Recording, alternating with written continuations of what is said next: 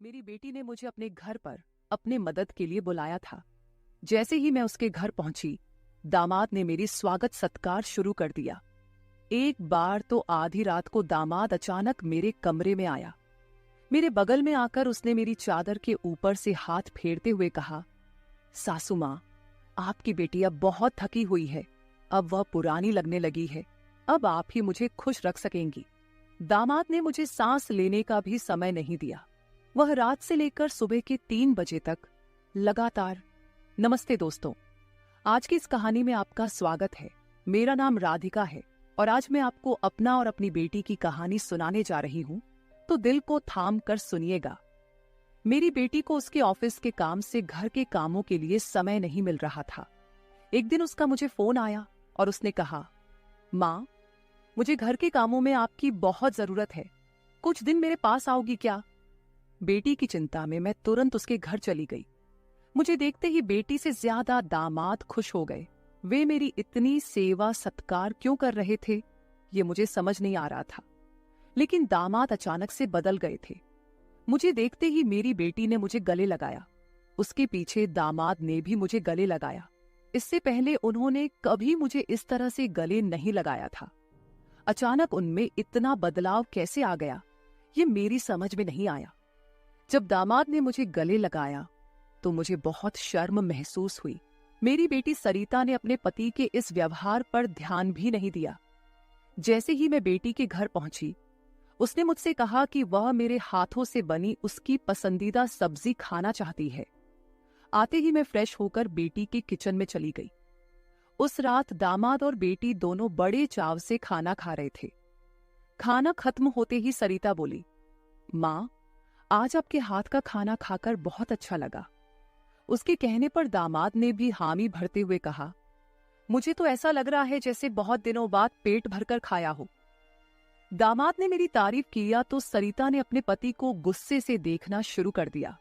वह बोली, सुमित, मेरी माँ के सामने मेरी बुराई मत करो। तुम ऐसा बोल रहे हो जैसे मैं रोज खाना बनाती ही नहीं हूँ। क्या तुम रोज बाहर मेस में खाते हो? उन दोनों के बीच तू मैं शुरू हो गई। तब मैंने दोनों को शांत करते हुए कहा, सरिता, छोटी छोटी बातों को बड़ा मत बनाओ। दामाद तो बस मजाक में तुम्हारे सामने मेरी तारीफ कर रहे होंगे। वैसे भी रोज तो मैं यहाँ नहीं रहती। तुम ही अपने पति का ख्याल रखती हो। शायद वे सिर्फ हंसी मजाक कर रहे हों। मैंने अपनी बेटी से यह कहा क्योंकि मैं दामाद को कुछ कह नहीं सकती थी। खाना खत्म होते ही सरिता हाथ धोकर अपने कमरे में चली गई। मैं डाइनिंग हॉल साफ करने लगी। मेरी मदद के लिए दामाद थे। वे बोले, सरिता को तो कोई परवाह ही नहीं है। माँ, इतने दिनों बाद आप घर आईं, फिर भी वह पहले ही दिन से आपके ऊपर सारा काम छोड़कर मोबाइल लेकर कमरे में चली गई। यही तो रोज का हाल है। दामाद की बात से सहमत होकर मैंने डाइनिंग टेबल से बर्तन उठाए। तभी दामाद भी मेरी मदद के लिए किचन में आ गए। किचन से जाते वक्त दामाद ने अचानक मेरे हाथ पकड़ लिए। फिर दामाद जी बोले, सासू माँ, सच में आपके हाथों में जादू है। आपके हाथ का खाना खाकर मन बहुत प्रसन्न हो गया। आगे भी मुझे आपके इस तरह के अलग अलग रूप देखने को मिलेंगे। मेरा न कोई साला है और न कोई साली। मेरे ससुराल में तो आप ही एक हैं। अब चाहे साला, साली और बहनोई की हंसी मजाक हो या सासू माँ की देखभाल, ये सभी रिश्ते आपको ही निभाने हैं। अब मैं आपको यहां से जल्दी जाने नहीं दूंगा। मुझे दामाद का प्यार समझ में आया, लेकिन इसके पीछे उनका क्या मकसद था, इस पर मैंने ज्यादा गहराई से सोचा नहीं था। इसी तरह कुछ दिन और बीत गए। मुझे बेटी के घर आए कुछ ही दिन हुए थे। तभी मैंने महसूस किया कि उन दोनों पति पत्नी के बीच कुछ ठीक नहीं था। लगातार 3 दिन से मुझे रात को उनकी बड़बड़ाहट और दामाद की आवाज उनके कमरे से सुनाई दे रही थी। वह बात प्रेम की तो बिल्कुल नहीं थी। उन दोनों के बीच कुछ गड़बड़ थी, ये मुझे साफ महसूस हो रहा था, क्योंकि जब से मैं वहां आई थी, मैंने उन्हें कभी साथ में हंसते खेलते नहीं देखा था। एक दिन शाम को सरिता ऑफिस से जल्दी घर आ गई। उसे घर पर देख मैं 2 कप कॉफी लेकर उसके कमरे में चली गई। मुझे उससे थोड़ी बात करनी थी। कॉफी का बहाना लेकर मैं उसके कमरे में गई। मैंने उसके हाथ में कॉफी का कप दिया, लेकिन वह मुझसे बात करने के बजाय मोबाइल में व्यस्त थी। तब मैंने उसका मोबाइल खींचते हुए बोली, सरिता, क्या मुझे यहाँ बुलाने का मकसद यही है कि मैं तुझे मोबाइल खेलते हुए देखूं? मैं आई हूं और तू मुझसे 2 मिनट भी बैठकर बात नहीं कर रही। अरे, 2 शब्द माँ से तो बोल। और अगर तुझे बात नहीं करनी तो मुझे तुझसे बात करनी है। जैसे ही मैंने उसका मोबाइल छीन लिया, उसका ध्यान मेरी ओर हो गया। वह बोली, बोलो माँ, तुम्हें मुझसे क्या इतना जरूरी बात करनी है? तब मैंने उससे कहा, सरिता, तू खुद को इतनी कूल दिखाती है, क्या सच में तू वैसी ही है? क्या सच में तुम्हारे घर का माहौल इतना कूल है? मेरी बातों पर सरिता के चेहरे पर एक सवालिया निशान उभर आया।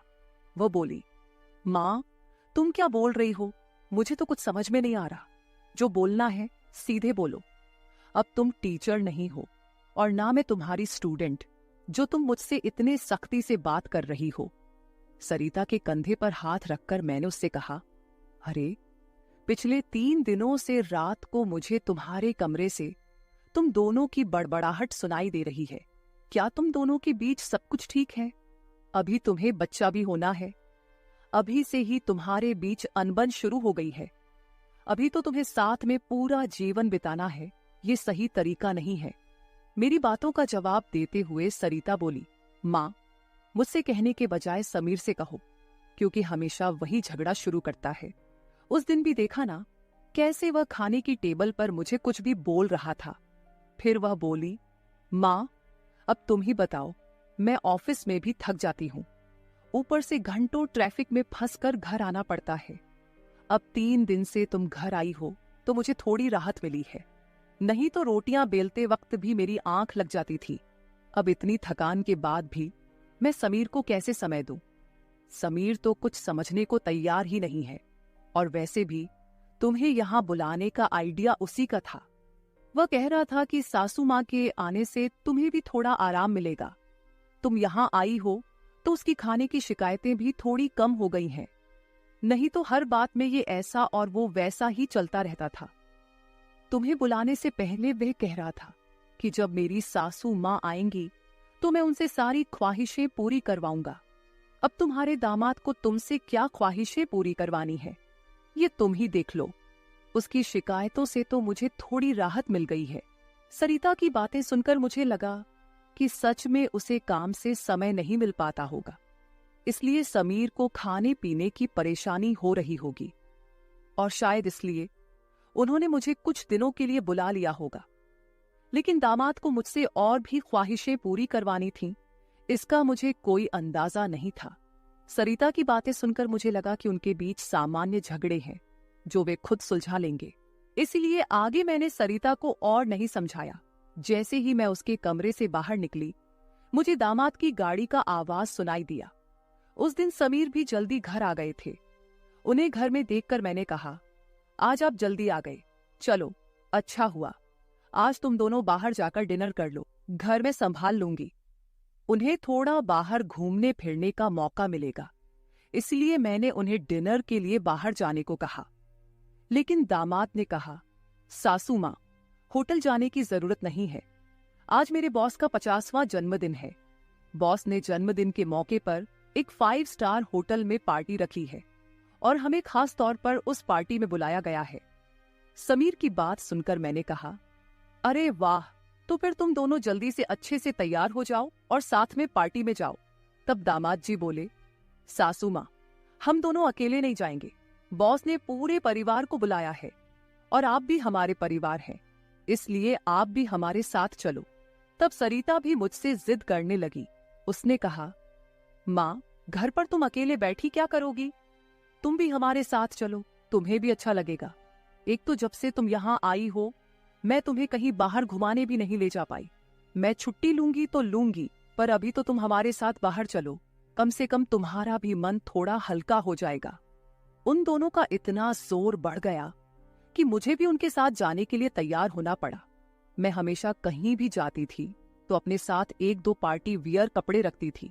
इस बार भी मैंने पिंक रंग की नेट वाली साड़ी साथ रखी थी। मैंने वही साड़ी पहनकर अच्छे से तैयार होकर कमरे से बाहर आई। जैसे ही मैं बाहर आई, दामाद मुझे लगातार देखने लगे। वो मुझे ऊपर से नीचे तक नजर फेरने लगे। उन्होंने कहा, आज आपको सासू माँ कहने में मुझे शर्म आ रही है, क्योंकि आप किसी भी तरह से उम्रदराज नहीं लग रही हैं। आज तो आप किसी हीरोइन से कम नहीं लग रही हैं। दामाद की बातों पर मुस्कुराते हुए मैं बाहर गाड़ी के पास चली गई। कुछ देर बाद घर को लॉक करके बेटी और दामाद भी बाहर आ गए। दामाद मेरी तारीफ कर रहे थे, लेकिन सरिता का ध्यान उस पर नहीं था। लेकिन जैसे ही पार्टी में गए और दामाद के बॉस हमारे पास आए, उन्होंने मुझे देखकर समीर से कहा, समीर, तुम्हारी साली तो बहुत ही सुंदर है। इस पर समीर कुछ बोलते उससे पहले ही सरिता बोली, बॉस, ये समीर की साली नहीं है, ये तो माँ है, ये समीर की सास है। हमारे रिश्ते को सुनकर बॉस चौंक गए। उन्होंने कहा, आपकी खूबसूरती और जवानी को देखकर ऐसा बिल्कुल नहीं लगा कि आप सासू माँ हो सकती हैं। बॉस ने अपनी गलती स्वीकारते हुए मुझसे माफी मांगी और वहां से चले गए। बॉस के जाते ही दामाद मेरी तारीफ करने लगे। उन्होंने कहा, सच में सासू माँ, आज तो आप सरिता से भी ज्यादा खूबसूरत लग रही हैं। सच में पत्नी तो ऐसी होनी चाहिए। ऐसा कहकर दामाद ने मेरे हाथ पर ताली मारी और हंसने लगे। लेकिन उनकी इस मजाक पर सरिता गुस्से से मेरी ओर देखने लगी। अब मुझे धीरे धीरे दामाद की नजरों का एहसास होने लगा था। कुछ देर बाद हम घर जाने के लिए निकल पड़े।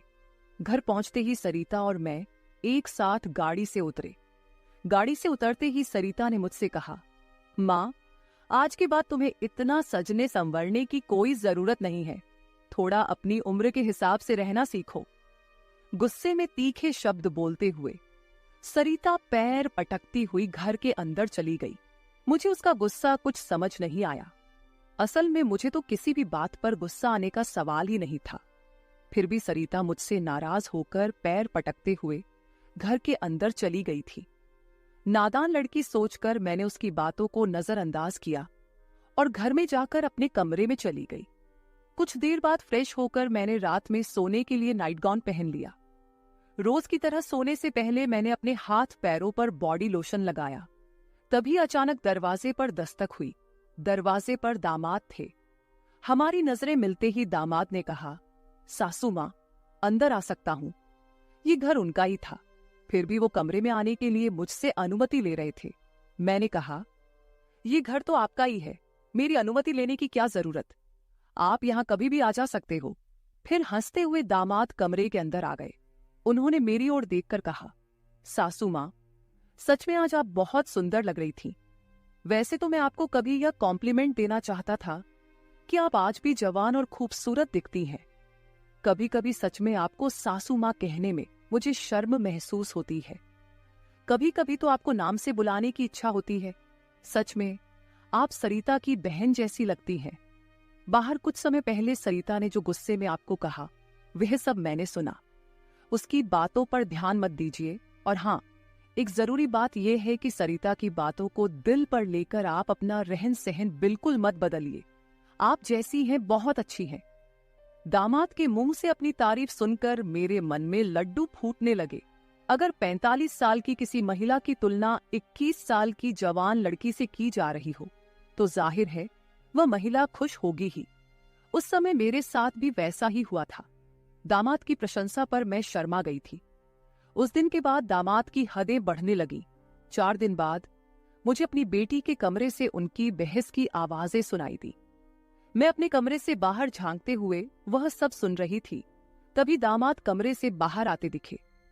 दामाद को बाहर आते देख मैं जल्दी से अपने कमरे में चली गई। मैं कमरे की लाइट बंद करने ही वाली थी कि समीर मेरे कमरे में आ गया। वो काफी गुस्से में लग रहा था। मैंने उसे एक गिलास पानी दिया और पूछा, सब ठीक तो है ना? इस पर दामाद बोले, सासू माँ, आपकी बेटी और आप में कितना फर्क है। शादी के बाद पति से कैसा व्यवहार करना चाहिए, उसे कैसे खुश रखना चाहिए, आपने सरिता को कुछ भी नहीं सिखाया। जब भी मैं उसके पास जाता हूं, वह मुझसे एक ही बात कहती है कि मैं बहुत थक गई हूं। आपकी बेटी अब पूरी तरह बूढ़ी दिखने लगी है। उसके सामने आप जवान लगती हैं। कहां आपकी जवानी और कहां सरिता की समय से पहले आई बुढ़ापा।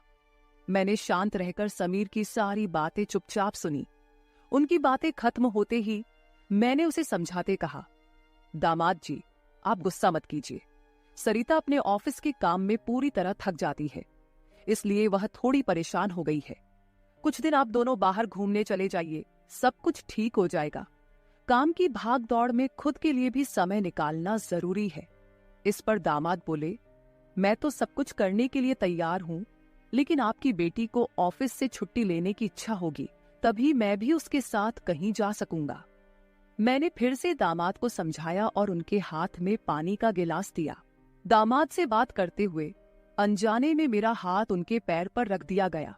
अचानक दामाद ने अपने पैर पर रखा मेरा हाथ अपने हाथ से पकड़ा और मेरे हाथ से गिलास को एक ओर रखते हुए दूसरे हाथ से मेरे चेहरे से बाल हटाकर बोले, सासू माँ, आप सच में बहुत सुंदर हैं। आपको देखकर तो सरिता को देखने की इच्छा ही नहीं होती। कहाँ आपके चेहरे का तेज और कहाँ सरिता की झुर्रियां। दामाद मेरे सामने मेरी बेटी की बुराई कर रहे थे। मैंने उन्हें कहा, आप मेरी सुंदरता की तारीफ कर रहे हैं, इसके लिए धन्यवाद, लेकिन जिस लड़की के बारे में आप बुरा भला कह रहे हैं वह मेरी बेटी है, ये मत भूलिए। दामाद बोले, सासू माँ, मैं कुछ गलत नहीं कह रहा हूं, जो सच है वही कह रहा हूं। अब सरिता बूढ़ी दिखने लगी है तो क्या करूं? आपके सामने वह सच में फीकी पड़ती है। आपकी सुंदरता बेहद मनमोहक है। बोलते बोलते दामाद की नजर मुझ पर टिकने लगी थी। तब मैंने उनसे कहा, अब काफी रात हो गई है, आपको जाकर सो जाना चाहिए, नहीं तो सरिता यहाँ आ गई तो वह और नाराज हो जाएगी। मैंने दामाद को जैसे तैसे अपने कमरे से बाहर किया, नहीं तो वह रात भर मेरे कमरे में ही बैठे रहते। खैर, जो भी हो, लेकिन समीर ने मेरी जो प्रशंसा की वह मुझे बहुत पसंद आई। अगले दिन शाम को जब दामाद ऑफिस से घर आए तो उन्होंने कहा, सासू माँ, कल मुझे 2 टिफिन पैक कर दीजिए, और वो भी भरकर। जब से आप मेरा टिफिन बना रही हैं, ऑफिस में मेरी क्रेडिट कुछ ज्यादा ही बढ़ गई है। मेरे दोस्त रोज मेरे टिफिन की तारीफ करते रहते हैं, और आज तो मेरे बॉस ने भी मेरी तारीफ की। सबको लगा कि मेरी पत्नी ने इतना अच्छा खाना बनाया है, लेकिन मैंने सबका भ्रम दूर कर दिया और उन्हें बताया कि यह जादू मेरी पत्नी के हाथों में नहीं, बल्कि मेरी सासू माँ के हाथों में है। कल मेरे बॉस ने आपसे टिफिन मांगा है, और हाँ, टिफिन के साथ आप भी अच्छे से तैयार रहिएगा, क्योंकि बॉस ने आपको भी मिलने के लिए बुलाया है। मेरे दोस्तों को भी आपसे मिलने की इच्छा है। दामाद मेरी तारीफों के पुल बांध रहे थे, तभी सरिता वहीं बैठी थी। बातें करके समीर डाइनिंग हॉल से बाहर चले गए। मैं भी किचन में रात का खाना बनाने जाने लगी। तभी सरिता ने कहा, माँ, तुम्हें अपने दामाद के सामने ज्यादा कूल बनने की कोशिश नहीं करनी चाहिए। मैंने तुम्हें उसी दिन समझाया था कि तुम्हें अपनी उम्र के हिसाब से रहना चाहिए। अब ना तुम नौकरी करती हो, ना पापा है, तो तुम्हें इन सब नखरों की क्या जरूरत है? कल तुम समीर के ऑफिस जा ही रही हो, तो एकदम साधारण और सादगी से जाओ। मुझे तुम्हारा यह टाप टिप रहना बिल्कुल अच्छा नहीं लगता। मेरी अपनी बेटी मुझ पर हुक्म चलाने लगी थी।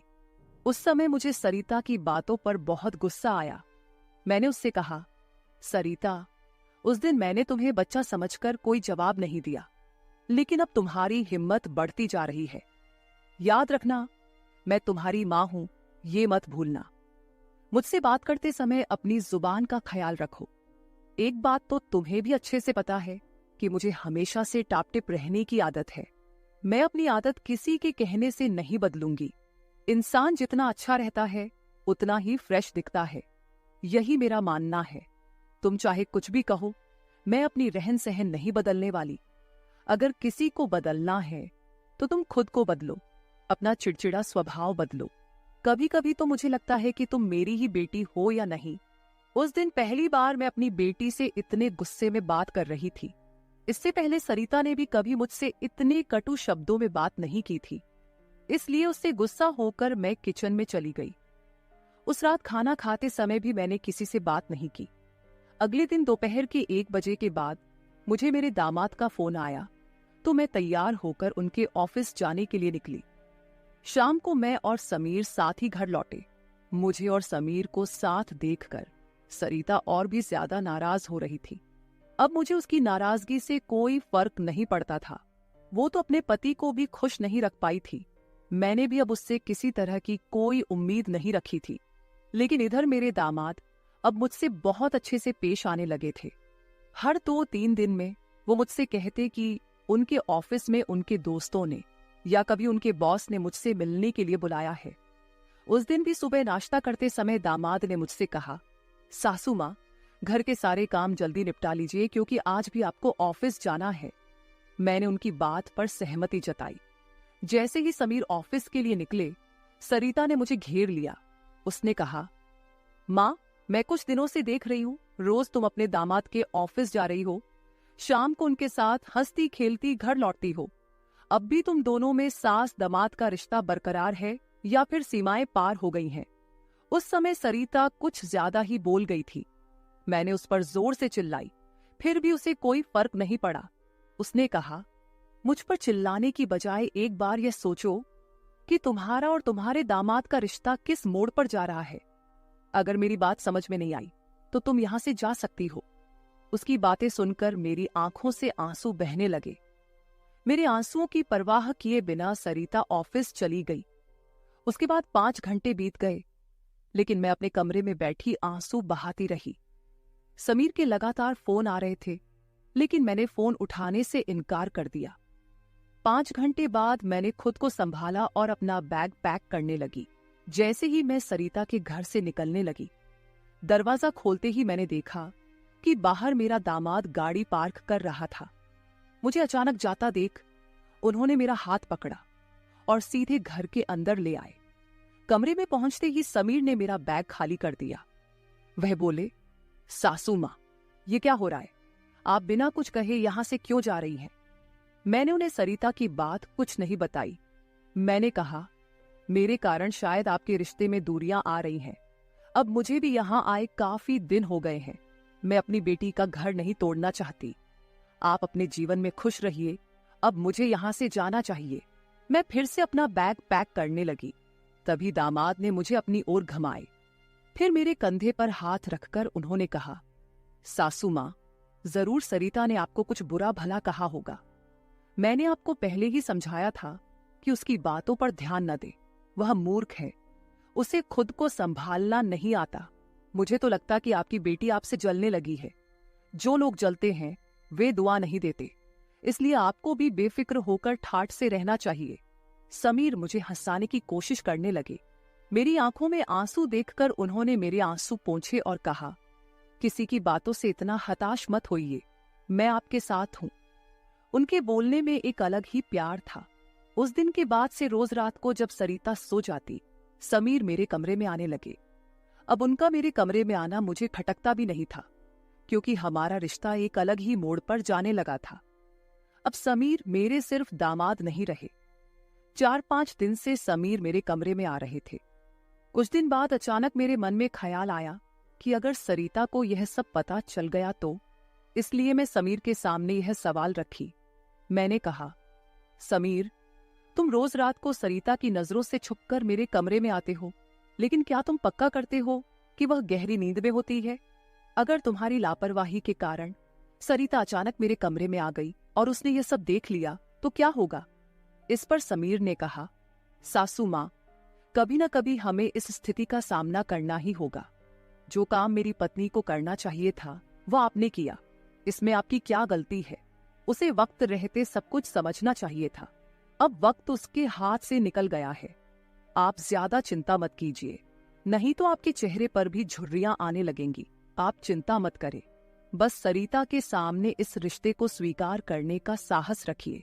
हम दोनों बात कर ही रहे थे कि अचानक सरिता कमरे में आ गई। मैंने उसका नाम लिया ही था कि वह वहां मौजूद हो गई थी। हम दोनों सास और दामाद एक दूसरे को देखने लगे। सरिता तो हमें साथ देखकर हमारी ओर बस देखती ही रह गई थी। उसने कहा, मुझे तुम दोनों पर पहले ही शक हो गया था। समीर, तुम्हें क्या लगा कि तुम रोज रात को मुझे चकमा देकर जाते हो और मुझे इसका बिल्कुल पता नहीं चलता? मैं तो बस मौके का इंतजार कर रही थी, क्योंकि मुझे तुम दोनों को रंगे हाथ पकड़ना था। अब तो मैंने तुम्हारी सारी बातें रिकॉर्ड कर ली हैं और तुम्हें इस हालत में भी देख लिया है। सरिता बोल ही रही थी कि तभी समीर का फोन बजा। उसने मेरा हाथ छोड़ दिया और कमरे से बाहर चला गया। थोड़ी देर पहले जब वह मुझे समझा रहा था तो उसने मेरा हाथ पकड़ रखा था। कुछ ही मिनटों बाद वह एक शख्स को लेकर कमरे में वापस आया। वह तीसरा शख्स और कोई नहीं बल्कि समीर का बॉस था। उसे आधी रात को घर में देखकर सरिता चौंक गई। उसने बॉस की ओर देखकर कहा, आप इस समय यहाँ कैसे? बॉस आश्चर्यचकित होकर सरिता को देख रहे थे।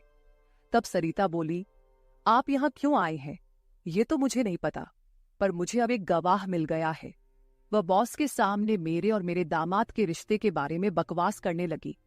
तभी समीर के बॉस यानी रघुवीर जी सरिता की ओर देखकर बोले, सरिता, तुम यह क्या बकवास कर रही हो? तुम्हें पता है तुम अपनी माँ और अपने पति के बारे में क्या कह रही हो? अब तो सरिता और भी ज्यादा बकवास करने लगी। तभी समीर उस पर चिल्लाया। उसने कहा, मैं अभी तक सब सुन रहा था। मुझे पता था कि तुम समझदार नहीं हो, इसलिए मैंने तुम्हें कुछ नहीं बताया। लेकिन अब तुम बॉस के सामने कुछ भी बकवास करने लगी हो। शायद अब तुम्हें सच बताने का समय आ गया है। मैं समीर को शांत रहने के लिए कह रही थी, लेकिन उसने मेरी एक न सुनी। वह बोला, माँ, अब और कितने दिन आप यह सब बातें छुपाकर रखेंगी? इस तरह मन मारकर जीवन को सुखमय नहीं बनाया जा सकता।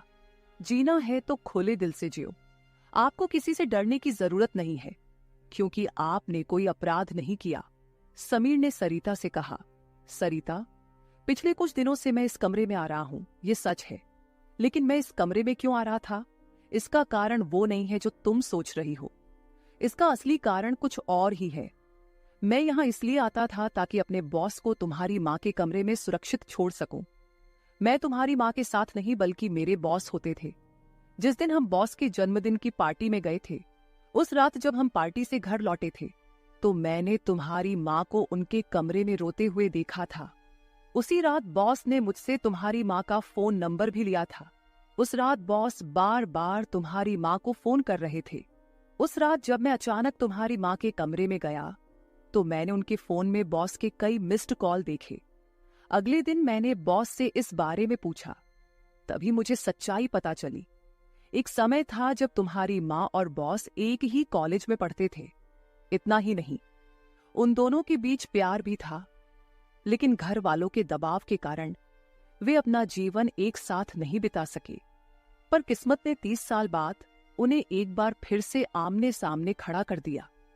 तुम्हारी माँ कुछ बोलने के लिए तैयार नहीं थी, लेकिन बॉस की वजह से मुझे उन दोनों के रिश्ते के बारे में पता चला।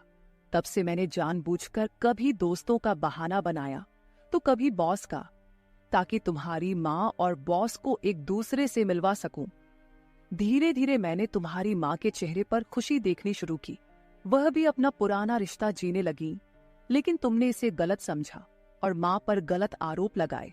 तुम्हारे आरोपों के बाद तुम्हारी माँ ने घर से बाहर निकलना बंद कर दिया। तब से मैंने इस प्रेमी जोड़े की मुलाकात अपने घर में ही करानी शुरू कर दी। तुम्हारी माँ जानती थी कि तुम इस उम्र में उनके और बॉस के रिश्ते को स्वीकार नहीं करोगी, इसलिए उन्होंने कभी तुमसे खुलकर बात नहीं की। लेकिन अब मुझे लगता है कि उन्हें अपनी जिंदगी का फैसला खुद करने देना चाहिए। सरिता बोली, समीर, तुम मेरी माँ को उनके प्रेम से मिलने के लिए इतना प्रयास कर रहे थे। तुम दामाद होकर भी कोई आपत्ति नहीं कर रहे थे और मेरी माँ को एक बार फिर से जीने का मौका दे रहे थे। मैं आगे बढ़ी और सरिता से आंसू भरी आंखों के साथ बोली, मुझे माफ कर दे बेटी, मुझे इस उम्र में यह सब नहीं करना चाहिए था। मुझे रघुवीर से फिर से नहीं मिलना चाहिए था। लेकिन तू चिंता मत कर, सुबह होते ही मैं यहां से चली जाऊंगी। मैं रघुवीर से कभी नहीं मिलूंगी। इस उम्र में मुझे यह बातें तुम्हारे मुंह से सुनने से पहले ही मैं यहां से चली जाती हूं। मेरी आंखों में आंसू देखकर सरिता बोली, मां, मुझे माफ कर दो। मैंने तुम्हें समझा ही नहीं, ना मैंने कभी तुम्हारे अकेलेपन को महसूस किया। अब वो समय तो बीत गया, पर अगर तुम मेरे लिए जी सकती हो तो फिर मैं तुम्हारी खुशी में क्यों नहीं शामिल हो सकती। तुम्हारे समय में दादा ने तुम्हारी शादी नहीं होने दी होगी, लेकिन अब मैं उनके नक्शे कदम पर नहीं चलूंगी। मैं तुम्हें और बॉस को आपके आगे के जीवन के लिए ढेर सारी शुभकामनाएं देती हूं। बॉस मुझे मेरे पिता के रूप में स्वीकार है। बेटी की सहमति सुनकर मेरी आंखों में आंसू भर आए। रघुवीर भी मेरी तरह ही अपने जीवन में अकेले थे। अगले 3 दिनों के भीतर मेरी और रघुवीर की रजिस्टर्ड मैरिज मेरी बेटी और दामाद की मौजूदगी में हो गई। शायद ये पहली बार हुआ होगा कि एक बेटी ने अपनी मां की विदाई की थी। मेरी विदाई के समय मैंने सरिता को एक सीख दी। मैंने उससे कहा, सरिता, पैसा सब कुछ नहीं होता, इसीलिए हमेशा पैसे के पीछे भागना छोड़कर कभी अपने परिवार पर भी ध्यान देना चाहिए। कर्तव्यों से भागकर ना तो जीवन पूरा होता है, ना ही खुशियां मिलती हैं। अब समय आ गया है कि तुम अपनी जिम्मेदारियों पर ध्यान दो। सरिता ने मुझसे वादा किया कि आगे से वो अपने घर की जिम्मेदारियों को निभाने में पीछे नहीं हटेगी। मेरी विदाई होते ही सरिता ने पूरे 20 दिनों की छुट्टी ली। शादी के 2 साल बाद मेरी बेटी और दामाद एक बार फिर हनीमून पर गए। तो दोस्तों, शादी और प्यार की कोई उम्र नहीं होती। जहां दिल मिलते हैं वहीं रिश्ते भी अपने आप बन जाते हैं। बस जरूरत होती है एक दूसरे को समझने की। तो मेरे प्यारे दोस्तों, यह थी हमारी आज की छोटी सी कहानी। आपको ये कहानी कैसी लगी कमेंट करके जरूर बताएं। अगर आप ऐसी ही और भी इंटरेस्टिंग और रोमांटिक कहानियां सुनना चाहते हो तो चैनल को सब्सक्राइब जरूर कर ले और बेल आइकॉन ऑन कर ले, ताकि आपको मेरी आने वाली नई वीडियो की सूचना तुरंत मिल सके। कल मिलेंगे एक और नई कहानी के साथ। धन्यवाद।